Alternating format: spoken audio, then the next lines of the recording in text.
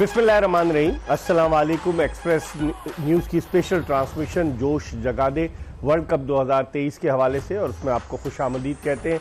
आज एक मैच खेला जाने वाला है और ये मैच श्रीलंका और बांग्लादेश की क्रिकेट टीमों के दरमियान अरुण जेटली स्टेडियम नई दिल्ली में खेला जाएगा।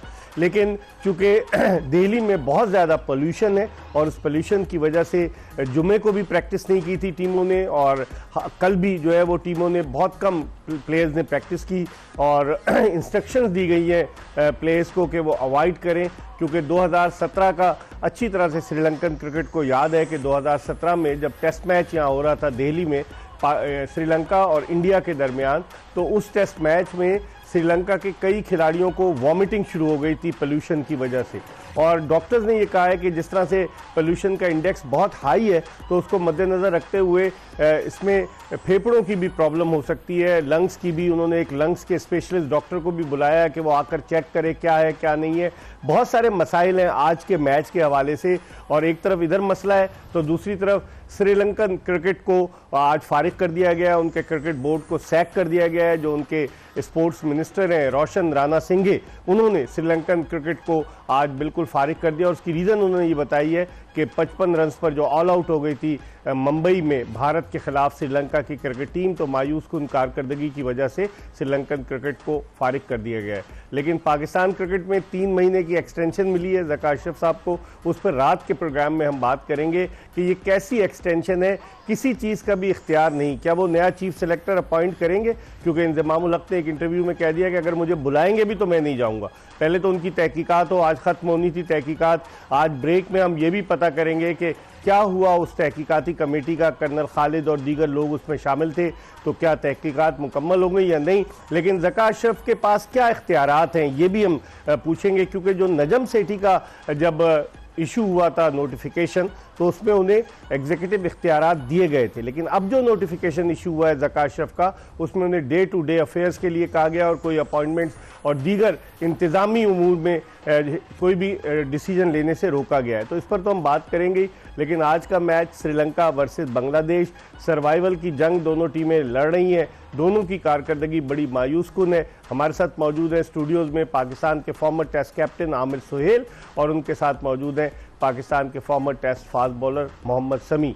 आमिर सुहेल चीफ सेलेक्टर रहे हैं, मोहम्मद समी सेलेक्टर रहे हैं। इनसे सिलेक्शन कमेटी के हवाले से शुरू करते हैं। आमिर, ये बताइए कि नई सिलेक्शन कमेटी अब इंजमाम इस्तीफा देगा, नए चीफ सेलेक्टर आएंगे कि नहीं आएंगे? नहीं, वो तो लाना पड़ेगा जी। वो उसमें यह है कि डे टू डे अफेयर्स में ये आ जाता है ना, आ जाता है, ये आ जाता है। और चूंकि इस वक्त सेलेक्टर्स नहीं हैं, तो आपको जो है अपॉइंट करना पड़ेगा। और दूसरा यह है कि अगर आपको ये इख्तियार भी नहीं दिया गया, तो फिर जो इस वक्त एग्जिस्टिंग सिलेक्शन कमेटी है उसमें से किसी को बनाना पड़ेगा आपको। अच्छा, बनाना है। लेकिन अगर चीफ सेलेक्टर की मर्जी से, उसकी कॉन्सेंट से ये सिलेक्शन कमेटी बनी थी, जिसमें वसीम हैदर, तौसीफ अहमद, दीगर लोग शामिल थे, और जूनियर सिलेक्शन कमेटी अलग बनी थी, तो फिर आप समझते हैं कि इस पूरी को ख़त्म करके जो नया चीफ सेलेक्टर आएगा वो तो अपनी मर्जी की सिलेक्शन कमेटी लाएगा? देखें, नेसेसरी ये आपको किसने कहा है कि वो अपनी मर्जी से लेके आएगा? देखें,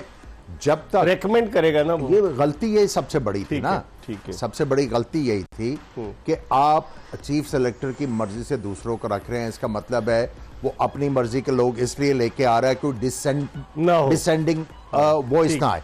ठीक है, कहीं पे वो जो डिसीजन कर लेते हैं उसको उसमें कॉन्फ्लिक्ट ना आए, जो वो कहें वो सरे तस्लीम खम कर ले।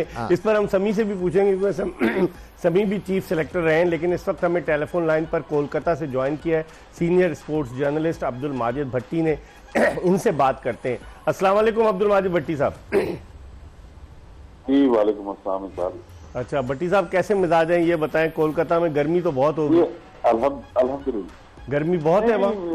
जरा मेरे ख्याल यहाँ भी क्या थोड़ी सी सर्दियों की आमद है। हाँ। तो दोपहर में तो थोड़ा सा मौसम गर्म हो जाता है, लेकिन शाम को जो है वो वेदर प्लेजेंट हो जाता है। और आपकी दावतें भी हो रही हैं, साही साहब ने भी दावत की, और भी लोग दावत करेंगे आपकी, क्योंकि बड़ा लंबा ताल्लुक है 25-30 साल का हम लोगों का। हाँ, बस वो पुराने दोस्त हैं, क्योंकि अब वैसे तो हम मिल नहीं सकते, तो 7-8 साल बाद दोबारा मुलाकात हुई है, तो सही बेचारे मोहब्बत करते हैं। ठीक है, रसगुल्ला जरूर खाइएगा केसी दास का।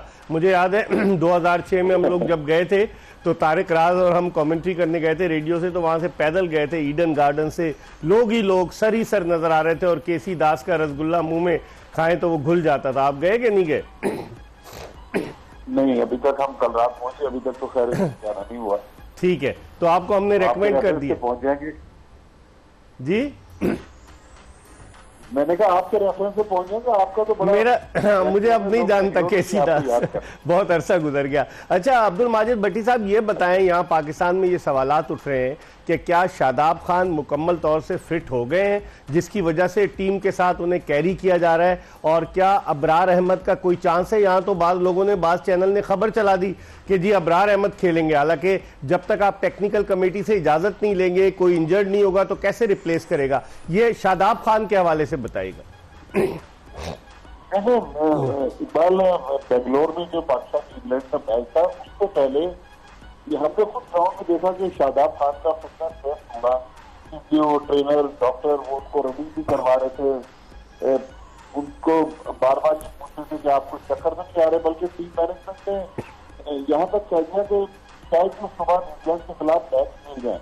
अच्छा, लेकिन फिर पीसीबी जो मीडिया मैनेजर हैं और जो टीम के साथ आए हैं उमर फारूक, उन्होंने मैच वाले दिन बताया कि आखिरी समय में डॉक्टरों ने रिस्क लिया, लेकिन इम्कान यही है कि इंग्लैंड के खिलाफ मैच खेलेंगे। इंग्लैंड के खिलाफ बात ठीक है कि हमने अबरार को भी तैयार होते हुए देखा, उन्होंने टेस्ट में बॉलिंग भी करवाई, बैटिंग की, रनिंग भी वो कर रहे, लेकिन अभी तक पता नहीं क्या मसला है कि अबरार के मामले में टीम मैनेजमेंट 1% कोई चांस लेने के लिए तैयार नहीं। हालांकि दुनिया भर के इतने बड़े बड़े एक्सपर्ट्स हैं पाकिस्तान में, फॉर्मर क्रिकेटर्स हैं, सब कहते हैं कि अबरार को खिला दे, लेकिन वो हम शहर ग्रुप जो है वो डोमिनेट कर रहा है।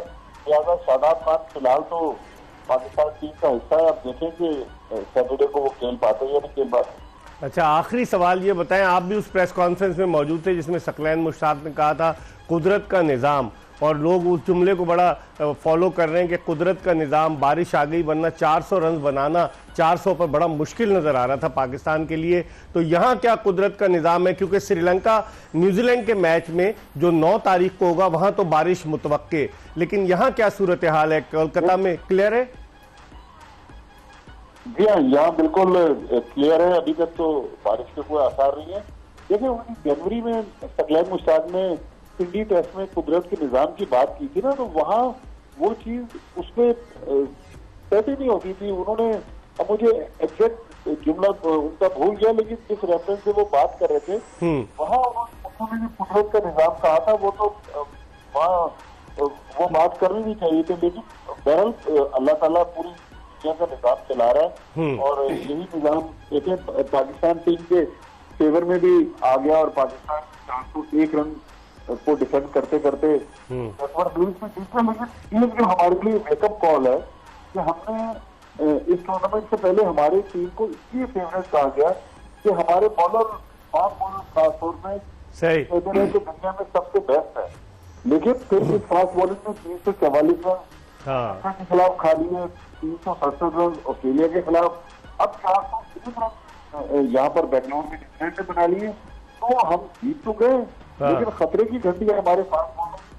तो भाई आपका इतना बड़ा नाम, मकाम, मर्तबा, लेकिन आपने परफॉर्मेंस फखर जमान में लाइफ टाइम खेल गया, जिसकी वजह से पाकिस्तान जीत गया। अदरवाइज फास्ट बॉलर ने तो कोई कसर नहीं छोड़ी थी। 80 रन का रिकॉर्ड हारिस स्टोक्स ने बनाया, थोड़ी देर में वो रिकॉर्ड फिर 90 रन शाहिद का अमेरिका ने तोड़ दिया, और ये दोनों पाकिस्तान के इस वक्त टॉप के फास्ट बॉलर। अच्छा, एक जुमले में बताएगा, क्या यहाँ पर कहा जा रहा है कि गेंदें जो है वो इंडियन ज्यादा स्विंग करें, कोई गेंद में गड़बड़ है? ऐसा तो नहीं है? वहां कोई ऐसी इंडियन मीडिया में तो खबरें नहीं आ रही कि हसन रजा ने एक टीवी चैनल पर बैठ के कह दिया कि जी उनकी डिफरेंट बॉल वो यूज कर रहे हैं और दीगर मैचेस में डिफरेंट हो रही है, वो कह रहे हैं कि वहां ज्यादा स्विंग हो रहा है उनकी उस गेंद की वजह से। ऐसी कोई बात है? इकबाल, वैसे तो बंगाल का जादू मशहूर है, लेकिन आपके पास 2 फॉर्मर क्रिकेटर्स बैठे हुए हैं, इनसे बात करूंगा। आमिर सोहेल तो माशाल्लाह पाकिस्तान के साथ टेस्ट मैच यहाँ खेले हुए हैं, और उन्होंने कमेंट्री भी की है।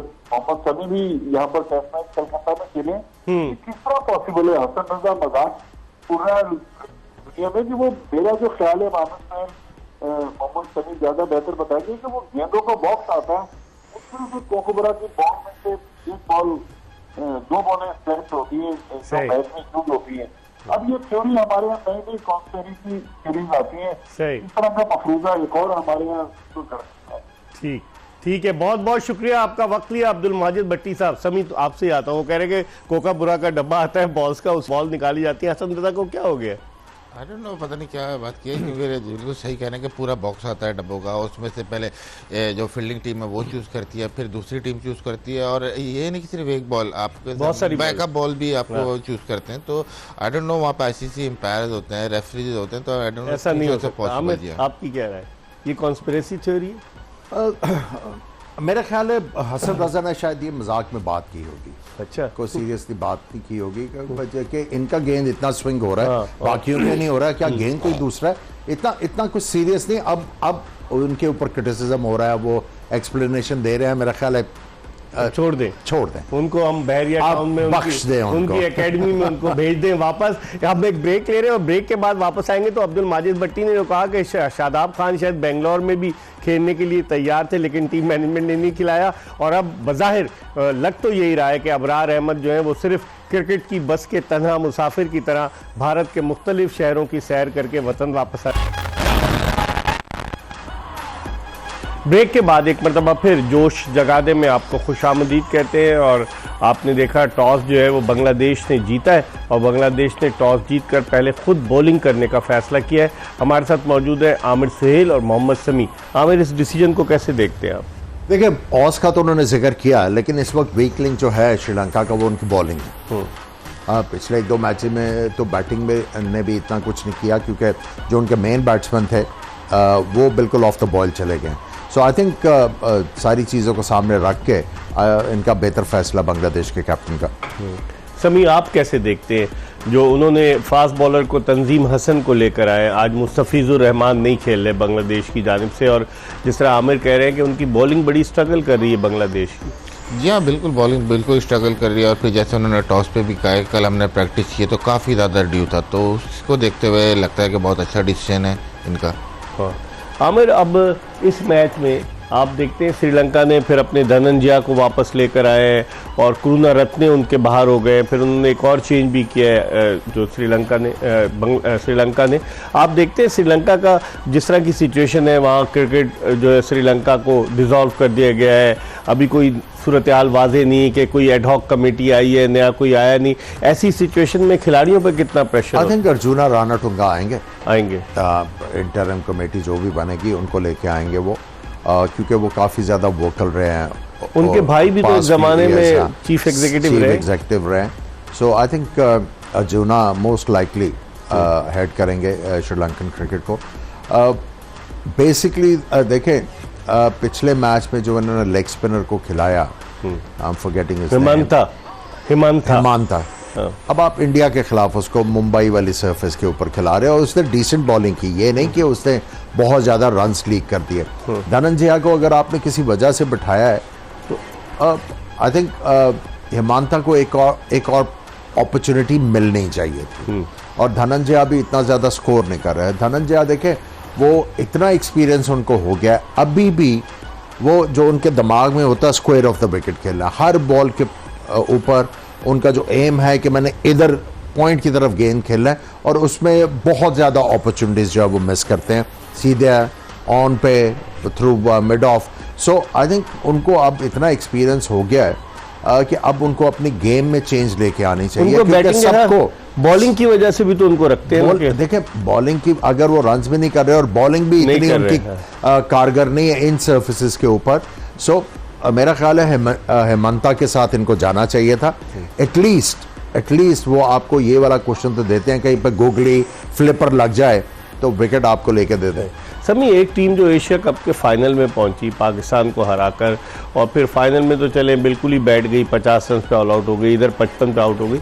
क्या प्रॉब्लम क्या देख रहे हैं आप श्रीलंकन क्रिकेट में कि इनकी टीम की कारकर्दगी, एक तो चले मान लिया कि इंजरी प्रोन टीम है, इंजरी के मसाइल से दो चार है, लेकिन उसके अलावा आप क्या देख रहे हैं? क्योंकि टीम के अनाउंसमेंट से पहले ये कहा जा रहा था एंजेलो मैथ्यूज टीम में वापस आएंगे, लेकिन वो नहीं आए, फिर मजबूरन जब इंजरी एक हुई तो फिर उनको रखा गया। तो आप प्रॉब्लम क्या देख रहे हैं श्रीलंकन टीम में? देखिए प्रॉब्लम मेन उनकी है कि जिस तरह से वो टीम लेके चले थे, एक तो परफॉर्मेंस नहीं है, फिर अगर आप बैकग्राउंड में जाएं तो कहीं ना कहीं इनके, जैसे हमने बात की कि पाकिस्तान में जो हाल है कम्युनिकेशन बहुत ज़्यादा गैप है, तो वही है। देखें एंड टाइम पे फैसले करने पड़ते हैं, और एंड टाइम के फैसले आपको पता है कि बाज़ वक़्त सही होते हैं, बाज़ गलत होते हैं। कोई लॉन्ग टर्म विजन नहीं है, प्लानिंग नहीं है कि आपने किस तरह जाना है, किस तरह मूविंग फॉरवर्ड करना है। तो ये चीज़ की कमी दिखी मेरे को कि अगर एक लॉन्ग टर्म प्लानिंग होगी तो उस हिसाब से फिर आप शॉर्ट टर्म गोल जो है वो ओवरकम कर लेते हैं। पिछला बोर्ड भी जो है एंजेलो मैथ्यूज से खुश नहीं था, क्योंकि बाज़ इत्तला तो ये आ रही थी शायद एंजेलो मैथ्यूज को कप्तान बना दिया जाए। लंकन प्रीमियर लीग में उन्होंने अच्छा खेला था, फिर आखिरी लम्हे पे पता चला कि वो टीम में नहीं है, फिर वो आए, आकर फिर इन्होंने कोसाल मेंडिस को जो कप्तानी दी, उसकी जिस तरह आमिर सोहेल से ही निशानदेही करते, उसकी परफॉर्मेंस में भी फर्क पड़ा। तो बहुत सारी चीज़ें होती रही है ना, जिसकी वजह से श्रीलंकन टीम की कारकर्दगी उस मयार की नहीं रही जिसकी तवक्को की जा रही। जी हाँ बिल्कुल, देखें जैसे ही उनको कप्तान बनाया उसके बाद से उनका अगर परफॉर्मेंस का ग्राफ देखें एकदम नीचे आ गया उनकी बैटिंग का। फिर अगर आप ओवरऑल इनकी बॉलिंग देखें तो bowling through out world cup में स्ट्रगल करती नजर आई।